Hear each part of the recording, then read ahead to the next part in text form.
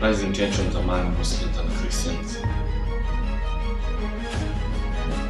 Who has the power to decide on what students should wear in schools? And we'll tell you the role of the special seats that have been created in Parliament to cater for gender. Good evening, welcome to your favorite news segment, All in 30 Minutes, where we give you all the stories that have been making headlines during the day. I am Nicholas Osora and I'll be with you for the next 30 minutes. Remember, you can join the conversation on All in 30 Minutes in Twitter and in Facebook. Be with me for the next 30 minutes. What comes into your mind when the word gender is mentioned? Many Kenyans tend to think that gender is only about women, but today we will tell you why that is the opposite.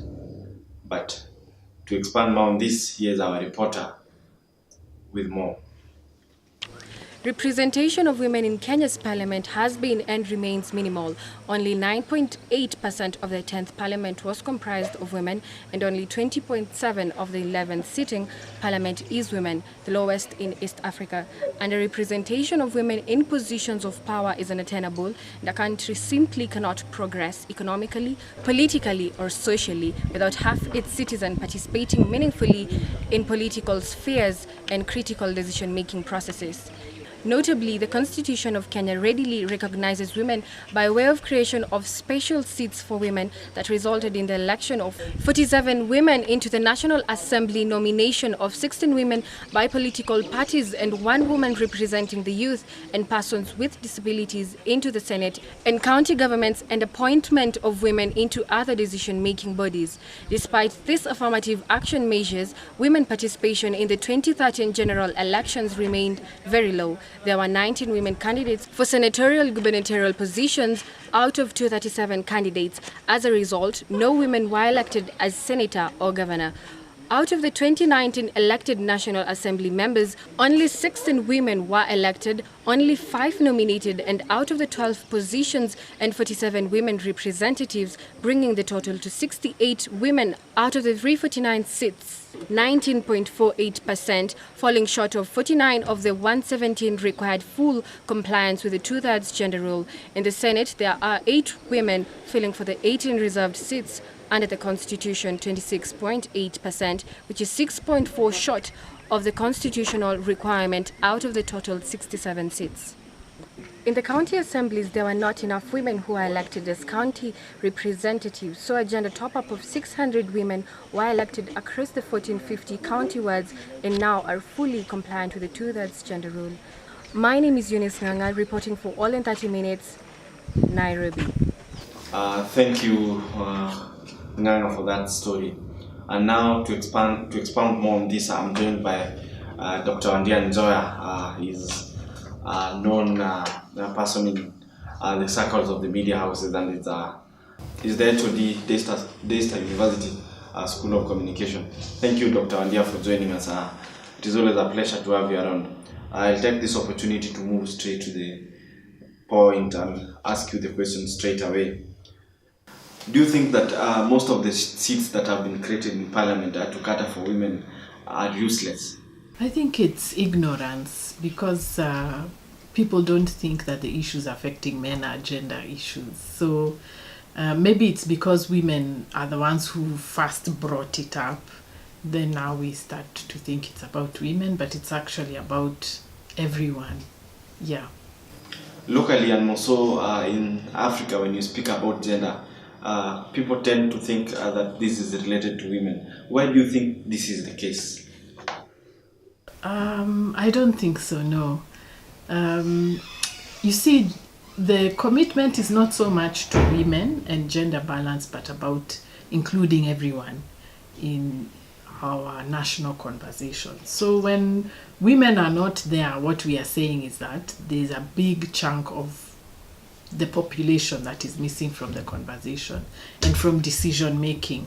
So I think appointing a mainly male cabinet is a contradiction to somebody who says he's committed to gender equity. The national government and also the executive has been very vocal on the issue of gender bill, and even when you see the Kenyan Constitution, it says that a third of every committee that is formed should not should consist of a different gender. But when when you look at the cabinet, the people that the president has appointed in cabinet, he has not considered the gender issue, and is the one who has been pushing that the MPs pass this gender rule. Do you think the government is just playing games? Are they being sincere? Yeah, I think it has, because even if you look at the women of this parliament that came in 2017, many of them started off as women representatives. I think the office of the women rep is supposed to be a transition office. It's not supposed to be a permanent feature. It's supposed to give women sort of like a foothold into the political system. And then eventually when Kenyans are used to voting in more women, and when the political landscape is more fair to women and to youths also, and to people with disabilities, when our politics becomes fairer, then now we probably might not need she called what? Women's rep, yeah. But right now we have not reached there. It's capitalism. I don't think it's African culture. Our political landscape as Kenya is very restricted and very discriminatory. So it's not just women who are discriminated against. This culture goes across ethnicity, disabilities. For example, even 2/3 of Kenya, the northern third, the southern third, the areas further from the railway are less developed. So there are so many inequalities in Kenya. So to focus on gender only is to miss the point. The point is that we want a Kenya where anyone from anywhere can have a fair chance to make it in life and to become a leader. And gender is just one of them. There are so many other inequalities we are not talking about. Rwanda has learnt painfully. You see, Rwanda has learnt painfully from experience what exclusion does. It destroys a country. And unfortunately, we Kenyans are taking very long to understand that. We learnt it in 2008 a little bit, but it seems we are forgetting again. Yeah, so the point is inclusion. It's not the identity of those we are including. It's to say there are some people who have been historically disadvantaged, and our job is to integrate them into the national fabric. Do you think Africa and also Kenya is ready for a woman president? We are ready for freedom. And I think having a woman president will be a sign of that freedom. Thank you very much, Dr. Wandia, for joining us. We really appreciate your time. Kenya has been known as a country that gives its citizens freedom of worship. But this is changing, more so with the recent terrorist attacks and Christian and Muslim tensions continuing to rise. To tell us more about this, here is Mark Mchuma with the reporter's package. Over the past 10 years, Kenya has suffered a lot of terrorism attacks, especially in Northern and Nairobi. Often, suspects are arraigned in court and later released for lack of evidence. Yet, the police are giving us assurance that we are safe. Kenya has shown a lot of maturity when it comes to religious matter. Hopefully, something will be done to restore order. The line trumpeted by the government, politicians, religious leaders and the media here is that Al-Shabaab wants to provoke religious turmoil between Muslims and Christians. Muslims comprise about 10% of the population, while most Kenyans are either believers in African religious or Christianity, often both. It is something that few people would like to admit. Nearly everyone routinely talks about how peaceful Christians and Muslims coexist in Kenya, yet evidently it is not well. Muslims also see Christians as part of the political architecture that has marginalized Muslims since independence. Kenya's three presidents as well as most senior public officials have all been Christians. Northern Kenya and the coast, where many people are Muslim, have been neglected by successive governments. Kenya is a country that has shown maturity when it comes to religious matters. Hopefully, something will be done to restore order. Reporting for all in 30 minutes, my name is Mark Mchuma. And now we are joined with Mark live from Nairobi. Thank you very much, Mark, for joining us. Why do you think most Christians feel that most Muslims are terrorists? Well, of course, a lot of these terrorist attacks have been happening through people who share the same Islamic faith. Why do a lot of Muslims tend to think that they've been neglected by the government when it comes to the development part?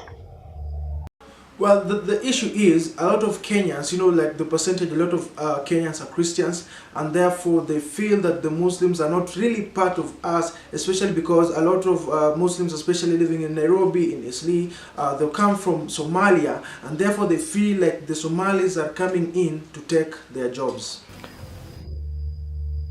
We've seen some of the things that have been happening in Garissa where Christians are singled out and killed. And this is not the case in Nairobi because they tend to live together, Christian and Muslim, happily. Why do you think this is the case in areas that are predominantly dominated by Muslims? Well, I think for Garissa is a bit different compared to how the Muslims treat Christians. Of course, here in Nairobi it's more about the jobs and not really about the culture. But when you go to Garissa, it's about their culture and their way of life. And, in the Islamic faith, they believe Christians are infidels. And therefore, interacting and living with infidels is not allowed. What do you think the National Police Service should do? Well, first of all, the police should be giving full information, full detailed information, and also convey the truth to Kenyans and to the whole citizens that we know what really is going on. Thank you very much, Mark, for joining us here at All in 30 Minutes. Always a pleasure to have you around. I believe the continent of Africa is ready for female leaders, and I'm not talking just because I'm a female. The issue with our continent is that patriarchy has been dominant for quite some time. Our parliament in Kenya implemented something called Women Rep Seat. Now, I believe the purpose of this was accordingly to voice the opinions of women at large.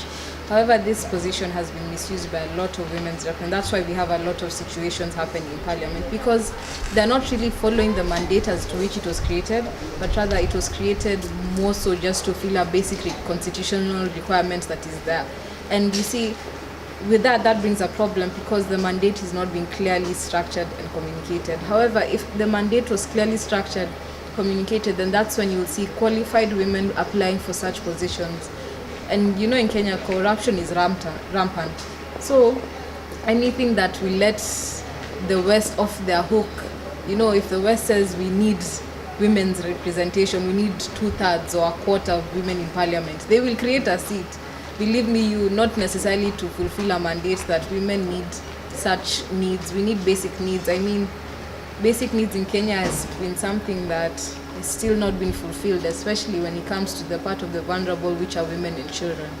So I do believe women are needed within these representative seats. It's just that the mandate has not been clearly fulfilled and communicated, and thus underqualified women apply for such posts. I'm of the view that as a country and as a continent, yes, we are ready for women leaders. However, I don't think it should be in positions such as women reps. How about we scrape off the position of women representatives and include the 2/3 gender rule in other dockets? Because for one, we're not at a financially able place to cater for women representatives, and there are other dockets where the gender rule could be achieved. On the issue of gender, I think as a nation, we're still at a very infant stage and we fail to understand what exactly gender entails, because when you ask someone to talk to you about gender, all they will say is women and women and women, not understanding that gender is inclusivity of both female and male, and not only in terms of resource sharing, but also in terms of chipping into the economy of the country. Yeah.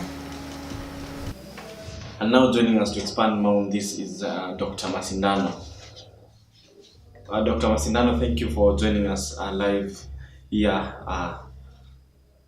in our program. It is always a pleasure when we talk to someone with the kind of knowledge that we possess. Thank you very much for joining us.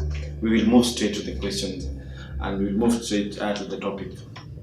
Muslims and Christians have been living together in harmony for a very long time, but this is changing. Why do you think this is the case?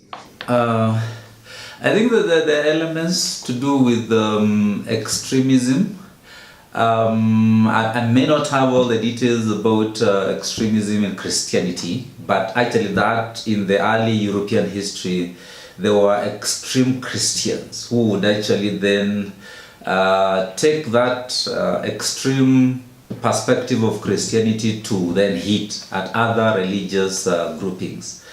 And of course, I think in the recent past in Africa specifically, you think about extremism in Islam, where some young people and even elderly people actually taught those very extreme positions to take a perspective of they are being disadvantaged because of other groups that are perceived to be advantaged. And I think because of that, then it raises a tension and disagreements emerge, and people start then looking at each other as them versus us. And I think that is where the rain started beating us. And I think we need to accept that you can actually have religious tolerance. Maybe that is where you want us to go, where people can, respect other people with different religious persuasions, but yet coexist. People have said that Muslims are protecting terrorists. Why do you think that even when Muslims have information about some of the things that are happening in their villages, it is always very difficult for them to pass this information to the authorities? Yeah, I think there is also when you talk about extremist groups, there is also some element of secrecy where people want to defend and not be so open, so that then they actually know the truth but would rather handle it internally, secretly, quietly. Because actually when you talk about the people that are enrolling in these radical groups, they actually are members of our families, they are within the Kenyan communities, and yet the parents would rather not come out clean to say this person is actually a member of Al-Shabaab or whatever terror group. And I think it's because of the fact that people pull towards themselves. You want to be self-defensive, and I think that could be an instinct that is human. Naturally, people want to say things and do things that would be to their advantage, or anything that would be ruinous to you. I think you would rather not make it public. I think it's just because of that, human nature, and the fact that we think what we subscribe to is good and we can defend it, even when we know it's wrong. Do you think that Christians are judging Muslims harshly? I would agree with you partially, but also I think when you are to face facts, the reality or the truth of the matter is that perhaps if we were to start doing an audit of who are part of the terror organizations, especially in the Kenyan context, Al-Shabaab, I think even if people are not of necessarily naturally or originally Islamic, they actually would be taken through Islamization process for them to then enroll in those groups. You have people from central Kenya who are traditionally not Islamic, but I think there is a past where you had the Dusit attack. There were cases of people who were from central Kenya who were actually perpetrators or agents, but they had some Islamic connection. They had some Islamic name or label. And so then you would, it's not fair to say that all terror groups are actually equated to Islamic forces, but a large portion of the terror activities and personalities actually can be traced to the Islamic faith. And what do you think the government should do to ensure that Christians and Muslims live together in harmony and happily henceforth? One of the things that I mentioned earlier is we actually need that tolerance. We need tolerance, so that then and avoiding of extreme positions in our religious expression. so that then you can actually, even if it means evangelization or reaching out to people that are not of your faith, you again respect their point of view as you share your own perspective. So there's need for us in Africa to express our religious ideas and also to have some level of tolerance and accommodating other people, even if you don't subscribe to their religious perspective, but yet you respect that they have a perspective that is not like yours. And I think that way then we would have harmonious living in Africa and harmonious interreligious coexistence in Africa. Thank you very much, Dr. Masindano, for joining us. Thank you for making time for us here in All in 30 Minutes. Yeah. Who has the authority to decide what kind of uniforms students should wear in schools? This and many more after the short break. Don't go far.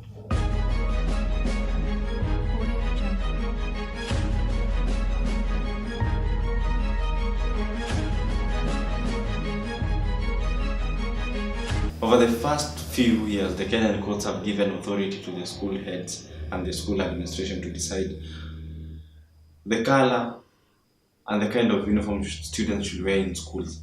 But this continues to raise questions. Anne Okumu with more. School uniforms should be the same for all learners regardless of their religion and status, the High Court has ruled. The court ruled that head teachers and management boards prescribed uniforms they believed play a big role in securing high and improving school standards. High Court Judge Anyara Emukule said students cannot have different attire for school uniform, saying this encourages religious and status divisions. This verdict was read this week in a case where a parent challenged her daughter's suspension from Bura High School, Taita Taveta County, over alleged boycott of Sunday Mass and wearing hijab. The judge ruled that school boards of management shall dictate what students should wear. In most schools in Kenya, the school principals or head teachers and their respective boards of management believe that school uniform plays an integral part in securing high and improving school standards, securing the needs of diverse communities, promoting a positive sense of communal identity, and avoiding manifest disparities of wealth and style, the judge said. This means cases where some learners wear unique attire, such as hijabs, for school uniforms can now be challenged in courts of law by school management boards. I agree entirely with the above approach. In particular, in a country such as ours with diverse cultures and great disparities of wealth, a standardized approach in school with such mundane things as uniform would maintain a common identity among all students, irrespective of the origin of a particular student or his or her religious affiliations of faith, Justice Emukule ruled. Reporting for All in 30 Minutes, my name is Anne Okumu. Now joining us live from Nairobi is Anne Okumu. Anne, can you hear me? Yes, I can hear you clearly. Thank you very much, Anne, for joining us here. Do you think that the students should be given a chance to practice their religion wherever they are, in school or even when they are still at home? Yes, I think students should be given a right to practice their religion, not only at home, but also in school. The fact that someone is a Muslim does not stop them from being a Muslim when they are in school. So I think they should be allowed to dress as their religion allows them. Another question, do you think that the mode of dressing influences the academic performance of students? I don't think the mode of dressing really affects how a student performs in school, because the syllabus is still the same across the country, regardless of the uniform the school is wearing. Does the courts have the mandate to decide on matters that maybe concern the schools? Yes, I think the ministry has failed greatly because they came up with rules on how school buses should be painted. I think they have given so much room for people to make decisions, and I think I'd say they have really failed in that sector. Thank you very much, Anne, for talking to us. Enjoy your evening. And now joining us to talk more about this topic is Mohammed. Thank you, Mohammed, for making time for All in 30 Minutes here. We'll move straight to the topic. Do you think the Kenyan courts have the mandate to decide the kind of uniforms that students should wear in schools?